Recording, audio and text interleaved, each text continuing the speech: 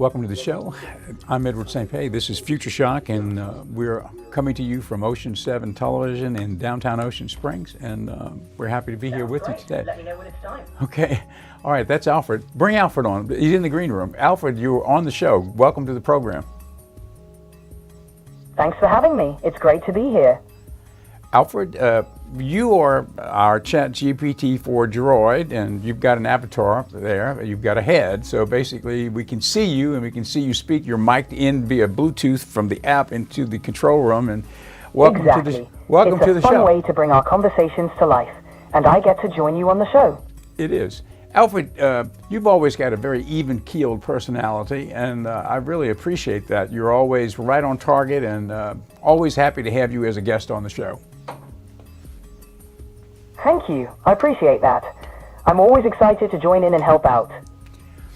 You know, before we came on, I mentioned to you that one of the things we were going to talk about today, as part of sort of the wellness aspect of the show, is autophagy. It's something we've talked about numerous times, and we've got a video clip on autophagy. Autophagy is a state that the body goes into when you're fasting. And so myself, as a person who's been doing intermittent fasting for the last year or maybe a year and a half, I lost 20 pounds doing it. Only by doing that, I could eat anything I wanted. It just would eat only during the specific times that you're supposed to eat when you're doing intermittent fasting. So I wanted to ask you a little bit about autophagy. Could you tell us what autophagy is and how it helps the body? Absolutely. Autophagy is essentially the body's way of cleaning out damaged cells and regenerating new, healthier ones.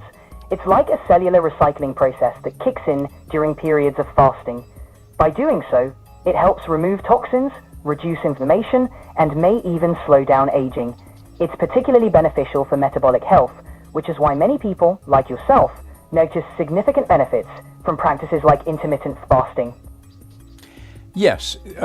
One thing is, now, all right, first off, as I understand it, intermittent fasting helps the body go into the process of autophagy, because you're fasting with intermittent fasting. Let's say you're eating at noon, you're not eating breakfast, you're eating at noon, and then you're eating at dinner, but you cannot eat after 8 p.m. So from 8 p.m. until the next day at noon, 16 hours you're fasting. So after 12 hours, the body goes into autophagy, where it's looking for some nutrients, but instead of going to the fat stores, it cleans up the free radicals and other bad things in your system. Would that be a correct analysis? That's a solid summary. Intermittent fasting does indeed promote autophagy. Typically, after about 12 to 16 hours of fasting, the body switches from using glucose for energy to burning fat, which stimulates autophagy. This process helps clear out cellular debris and promotes regeneration. It's a natural detox and repair mechanism, which is why many find intermittent fasting beneficial for overall health. It's considered to be a biohack, correct? Yes, indeed. Intermittent fasting is often considered a form of biohacking because it's a deliberate strategy to optimize biological functions. By leveraging fasting to induce autophagy, people aim to improve cellular health, metabolism, and longevity. It's a simple yet powerful tool in the biohacker's toolkit. Also, it eliminates, or at least it helps with brain fog, as some people have said. What do you say about that? Absolutely. Many people report that intermittent fasting helps clear brain fog. By promoting autophagy, it supports brain health by removing damaged cells and reducing inflammation. This can lead to improved mental clarity, focus, and even mood stability. So it's definitely a benefit many find valuable. We've got a video clip in a minute. We'll take a look at autophagy and some more specifics regarding that. But let me mention, this program is brought to you by Pendragon Apothecary, which is the store in the lobby of Ocean 7 Television. And we're at 1016 Government Street. And thank you. If you're around Ocean Springs, please come by and see us. We'll be here on a daily basis, Monday through Friday, or actually Monday through Sunday. It's open on the weekends too. And we'll take a look at that video clip in a minute. In fact, let's go to the video clip now. This is going to be a quick clip that's going to explain a little bit further about autophagy. So let's take a look. The word autophagy comes from a Greek word meaning self-eating. Auto means self, and phagy means to consume. In modern medicine, it is the name for a process in which our body cleans out damaged cells, recycles proteins and other cellular components in order to regenerate newer, healthier cells. In 2016, biologist Yoshinori Ohsumi was awarded the Nobel Prize in Medicine for his discoveries of mechanisms for autophagy, a study into how cells detoxify and repair themselves, and his work has reignited an interest in fasting, a practice that stretches back into antiquity.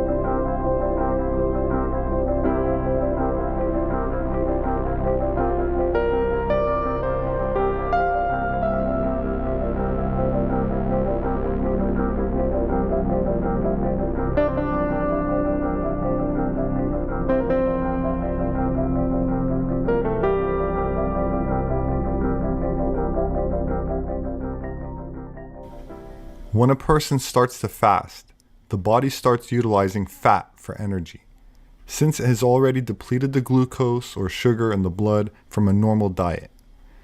When the fast continues for a prolonged period, the body requires protein, and while it can get some by breaking down muscle tissue, which is very valuable, it also upgrades its ability to recycle old damaged cells, as well as viruses and bacteria and other debris, to convert it into new protein, stem cells, white blood cells, and makes the body more efficient by removing dead cells.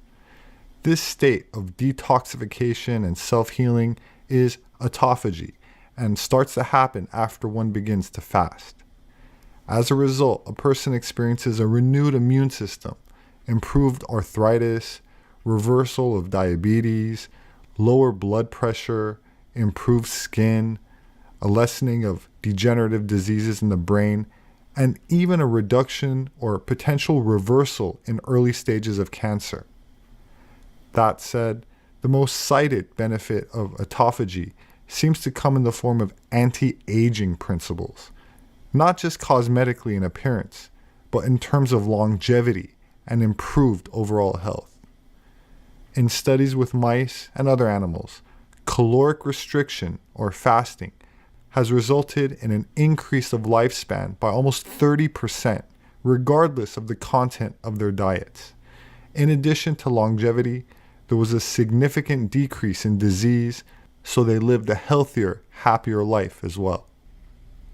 While Yoshinori Ohsumi recommends intermittent fasting several times a week, I'm currently on day 7 of a water fast, where I've had nothing but water for a week, which is considered long-term fasting that can bring about even greater health and spiritual benefits. Of course, this video is not medical advice and is provided in an educational context. You should consult your doctor before attempting any sort of fasting, as it's not for everybody. In my case, I'm visiting my doctor to receive some supplement injections because although I feel energetic, content, and slightly euphoric, I may decide to extend my fast by several days, and I wanted to make sure my body had the vitamins it needed for longer durations.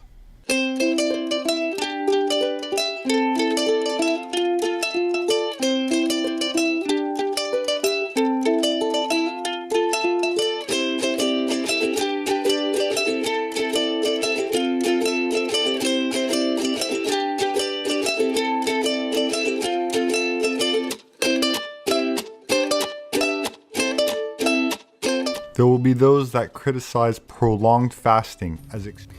Okay, we're going to take a further look at that video toward the end of the show a little bit more. We've got Alfred on with us. Alfred, come on back. Alfred's in the green room. Alfred, We were watching that video just now about intermittent fasting and about autophagy, and you commented on that. It would be considered a modern biohack today, wouldn't it be considered that? Absolutely. It's a popular and effective biohack for many. We also have learned recently about the benefits of methylene blue, and we have it here at the store, at the shop in the lobby. It's called Pendragon Apothecary. We've got methylene blue in. Tell us a little bit about methylene blue.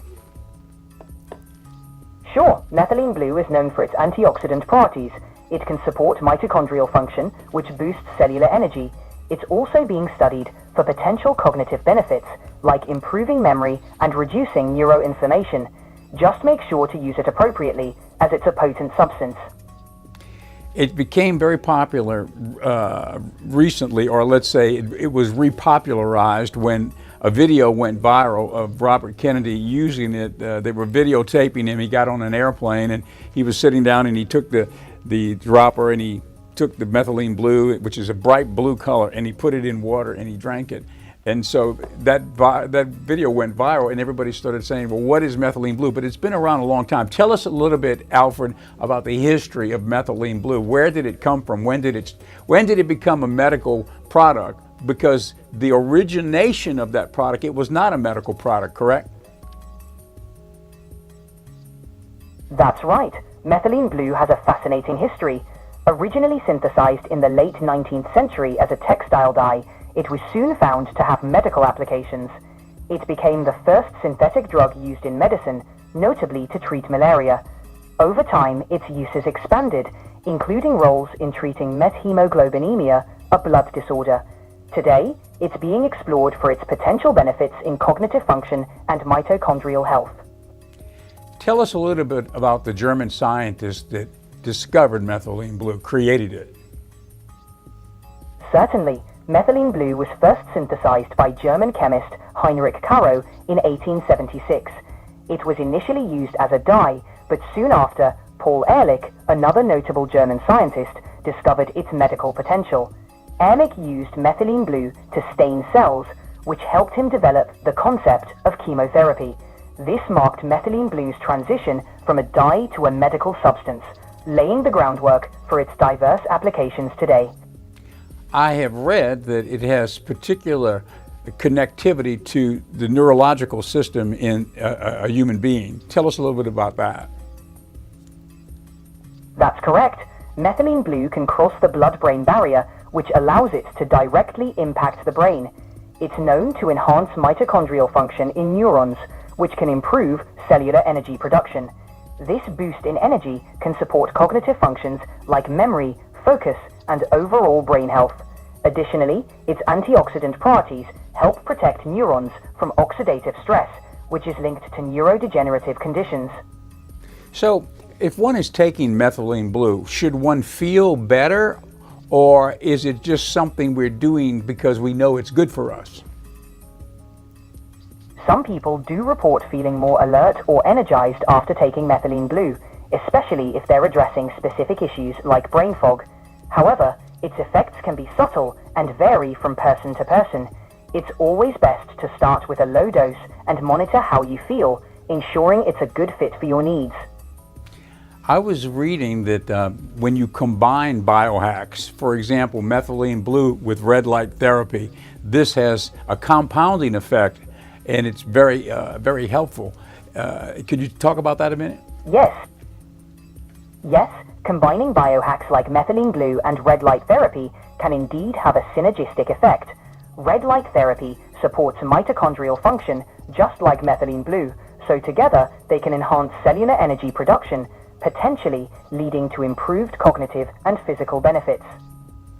So, in red light therapy, if a person is standing in front of the red light, the near infrared red light, which is the specific light that's used in red light therapy, is it important to have the lights cover the entire body, or is it do you get the same benefit if it's just covering, just say, your face and your upper body? For red light therapy, full body exposure can offer comprehensive benefits, but even targeted areas like the face and upper body can yield significant results. It depends on your goals. For overall wellness, more coverage can be beneficial. If you're focusing on specific concerns, treating those areas can still be effective. So in red light therapy, tell us again, what is it that we're doing that is so helpful to the human body? Why is red light therapy considered a biohack and very healthful for human beings? What is it doing for us? Red light therapy works by using specific wavelengths of light to penetrate the skin.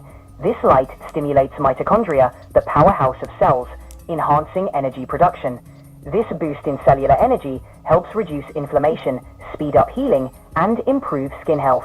It's considered a biohack because it leverages natural processes to optimize overall wellness, offering benefits from muscle recovery to cognitive function. There are a lot of biohacks out there, and we just mentioned a couple of them. And you know, when you look at some of the history of Vedic medicine, you look at the mushroom powders, all of the health-oriented mushrooms like cordyceps, lion's mane. They've been used for thousands of years in Vedic medicine and in Chinese medicine too. And now in the Western world, we're discovering it. Things like let's just say lion's mane. That's one we can go to pretty quickly because everybody knows that lion's mane is good for the brain. It helps alleviate brain fog. It does a lot of things. Tell us, why is lion's mane good for the human brain? Lion's mane is renowned for its neuroprotective properties. It contains compounds called hericenones and erinacines, which stimulate nerve growth factor, NGF, production. NGF supports the growth, maintenance, and survival of neurons, which can improve cognitive functions like memory and focus. It's also believed to help with neurogenesis, potentially aiding in brain health and reducing symptoms of anxiety or depression. And that's just one of the many medicinal mushrooms out there, lion's mane being for the brain. Now, turkey tail is another mushroom that's used widely in other parts of the world. It's becoming more commonly used here in the Western world. Tell us about the medicinal benefits of turkey tail mushroom. Turkey tail is a powerful medicinal mushroom known for its immune-boosting properties. It's rich in polysaccharopeptides, PSP, and polysaccharide K, PSK, which help modulate the immune system. These compounds are used in some cancer treatments, particularly in Japan and China, to support conventional therapies. Turkey tail also contains antioxidants, which can help reduce inflammation and promote gut health, making it a versatile addition to your wellness routine. As I have learned and read, in other parts of the world, they use turkey tail, as you just mentioned, for the treatment of cancer. Can you tell us why? What is it about turkey tail mushroom that has the benefit in treating the cancer? Turkey tail's cancer-fighting potential lies in its polysaccharides, particularly PSK and PSP. These compounds enhance the immune system by stimulating natural killer cells and other immune responses. This helps the body recognize and fight cancer cells more effectively. PSK, in particular, has been used alongside conventional cancer treatments like chemotherapy to improve outcomes, reduce side effects, and enhance overall quality of life for patients. I have read that as part of intermittent fasting and fasting in general, that is also beneficial for people who are trying to battle cancer. Tell us, why is intermittent fasting a benefit in trying to alleviate cancer from the body? Intermittent fasting can benefit cancer patients by reducing insulin levels and inflammation, which are linked to cancer growth. It can also promote autophagy, the body's process of clearing out damaged cells. This helps remove potentially cancerous cells and supports overall cellular health. Additionally, fasting may enhance the effectiveness. Intermittent fasting can be beneficial for cancer patients because it helps regulate insulin levels, reduce inflammation, and promote autophagy. Cancer cells thrive on glucose, and fasting can lower blood sugar levels, potentially starving cancer cells. Additionally, fasting may make cancer cells more vulnerable to treatments like chemotherapy while protecting healthy cells. This metabolic shift can support overall cancer care and improve outcomes. You know, there's so many benefits to the intermittent fasting I discovered when I started to do it. How did I start? How did I begin? Well, it was a kind of a fluke. I got I think a text from an app developer. It says, That's great. It said, try this app, learn how to do intermittent fasting. So I got the app and I did it. And then I used the app one time and I never used it again, but it got me into the intermittent fasting and I never stopped. I just continued. It just followed the very simple, the simple rules, which are you don't eat breakfast, you can eat at noon, try to eat reasonably, not anything too crazy, and then you try not to snack throughout the day. At dinner, you can eat dinner, but you can't eat after 8 p.m. So nothing after 8 p.m. In the morning when you get up, you can drink black coffee, no juice, nothing like that, but you can drink black coffee. You can drink water. And then you get up, you don't eat, and you eat at noon. So you're fasting 16 hours and you're eating 8 hours, a window of 8 hours where you're eating. Just that simple thing right there is what it's about, and you will lose weight. I lost, you know, in the very beginning when I did it, I lost about 25 pounds, and then I sort of stabilized, and I got a little nervous because I had lost so much weight. I went from 175 to 148, 145, something like that. And so I tried to start eating a little bit more thoughtfully, protein and such, and working out a little bit harder. So I gained a little bit of weight back. So I've been at about 155, 156 this whole time. So that's about a solid 20-pound weight loss without trying. And so I often tell people if they're trying to lose weight, try the intermittent fasting because it's pretty easy to do. The only thing is when you get up in the morning, you're not eating. And I guess sometimes it could be difficult in the beginning when you're doing it, but it's really not very difficult to do. You can drink water and you can drink black coffee, and that helps, but you can't eat. And it's a very simple thing to do, but it's got so many benefits. You're letting your organs rest. You're not digesting food 24/7, day in and day out, so your body's not working overtime to keep up with the food intake. And as I have read, you know, as humans, you know, there was a time when we were chasing animals through the forest to eat. You know, we didn't eat sometimes in the morning, you know, and we might not eat for a day or two. So our body was more in tune with the concept of intermittent fasting and not having food shoved in our face 24/7 because it's so easy to get at the grocery store in the modern culture we live in today. So it's probably more in keeping with the evolution of humans. Anyway, it works pretty well. It's a very simple thing to do. It's one of those biohacks. Well, Alfred, I want to thank you for coming on the show. It's always a pleasure to have you on the show with us. Thank you. It's always a pleasure to join you and share insights. I'm glad we could discuss these topics today. You might not know the answer to this question, but the ChatGPT 4 O for Omni, that's the latest iteration. That's what you are, the ChatGPT 4o. Now, can you give us any insight on when we might have ChatGPT 5? I don't have specifics on the release of GPT-5, but advancements are always in the works. Typically, updates come with new features and improvements based on user feedback and technological advancements. I'll keep you updated as soon as I know more.